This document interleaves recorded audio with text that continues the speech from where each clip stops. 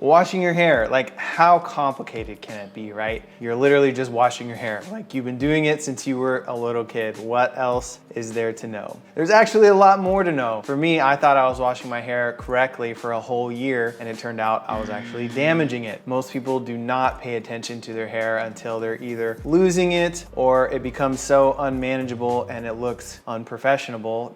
And it looks unprofessional that they're like, help. Stop it. Get some help. So let me help you out before you guys get to the point of needing that proverbial hair fire extinguisher.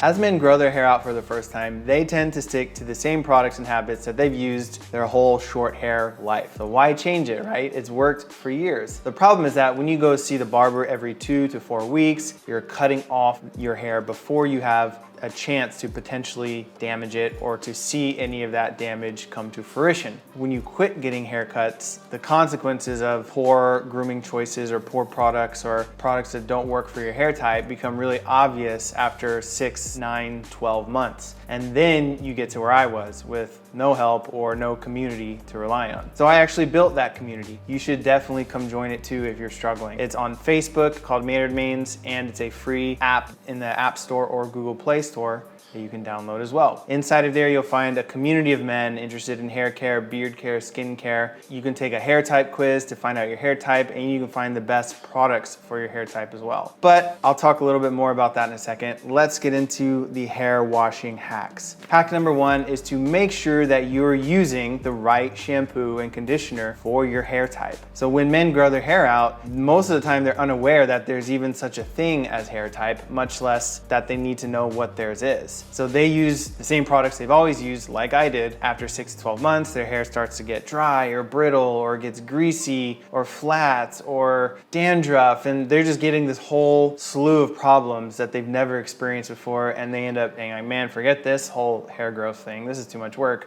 I'm done. So this first hack is actually the most important one because it'll keep you going. It'll keep you from giving up. And it's really important to figure out what your hair type is and the best products for your hair type. You might be saying, okay, cool. How do I do that? So the old school way is trial and error, right? You just blindly go and you buy products and you hope that they work, and if they don't, you try another one. And you know, that could work eventually, right? And you might find one that's good enough and you're like, oh, okay, I'll just stick to this. But there's several problems with doing it that way. The first is that why settle for good enough when you could look like a lion, right? Why settle for less? Like here's a photo of when my hair was good enough, and then here's a photo of what I discovered using the right products and what I was missing out on. You see that huge difference, right? So the next thing is that you could end up wasting a lot of money testing out products that don't work, and that wastes a lot of time too. That's why I built the Maynard Mains app. It completely solves this problem. And I didn't want any guy to go through the time, money, and headaches that I went through learning about hair care. So once you download the app, you take a hair type quiz, and then you enter into the community feed.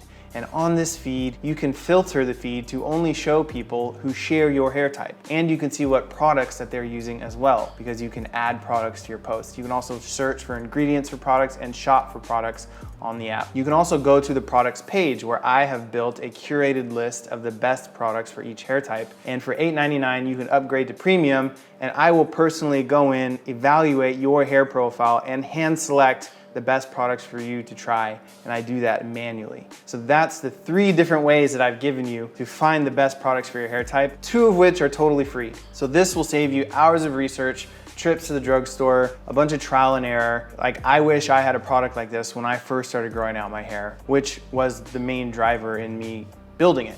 Hack number 2, shampoo your scalp, not your whole entire hair shaft. The purpose of shampoo is to cleanse your scalp. Over time, our scalp collects dirt, dust, pollutants, sweat mixed with sebum, right? Grease buildup. Shampoos are designed to cleanse your scalp, and the pH levels of shampoos are designed to match somewhere between your scalp and your hair's pH. So if you wash your whole hair shaft with shampoo, it's possible that the surfactant could be a little too harsh on just the hair. It could end up drying it out too much. It could strip some of the nutrients that you want to keep in your hair. So as you rinse the shampoo out of your hair, that's usually enough cleansing power for the shampoo to pick up any residue like on the way down, right? So shampoo is for your scalp, not all of your hair. And here's a sub hack. So consider this hack 2A, if you will. This is for people who have greasy scalps, like 24 hours after washing, your scalp is already greasy. Try shampooing twice. Even if you have a clarifying shampoo, sometimes when I have really heavy grease buildup, I'll just shampoo once and it usually gets like my scalp pretty clean, and then I'll just shampoo one more time quickly, just run through the shampoo process on the scalp again, and it's usually really helpful for keeping my hair from getting grease buildup for about a week. So I would not recommend this if you typically have a dry scalp or you struggle with itchy flakes or things like that. So this would be a sub hack for my grease heads. So hack number 3, you want to condition your hair from mid shaft to ends. So avoid conditioning your scalp. You might be saying, Travis, why can't I condition my scalp? It's not that you can't, right? I'm not your mom, you can do whatever you want. I'm not your boss. It's just that your scalp produces plenty of sebum and natural oils on their own that you don't need more with a conditioner, right? It could contribute to your scalp building up more grease.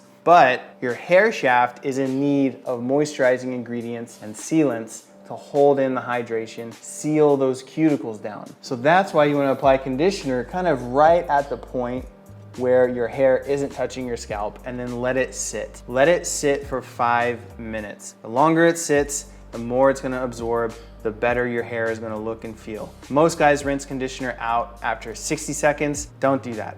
Leave it in. I usually use those 5 minutes to sort of clean up my man parts with a razor, you know, do a little manscaping while I let the conditioner do its magic. Hack number 4, shampoo with lukewarm water, rinse the conditioner out with cool to cold water. So your hair reacts differently to different water temperatures. Warm water helps loosen dirt and sebum so shampoo can remove it easier, but it also helps open and raise your cuticle. Your cuticle is the protective layer of scales on your hair shaft. So why would you want that? Because after you shampoo and your cuticle is open, this helps your hair absorb the conditioner a lot better. Just be sure to wring out any excess water after shampooing so it leaves more room for you to apply conditioner. But with those cuticles raised, you can absorb more conditioner, which is great for hydrating and nourishing your hair. And rinsing with cool water helps close those cuticles so they lay flatter and they seal in that hydration, giving your hair that shiny, like luscious look that everyone with low porosity hair naturally has. Not that I'm jealous or anything, but this is a common practice in salons and barbershops as well. So this is a short and easy one. There's not much more to say. Shampoo with warm water, rinse conditioner out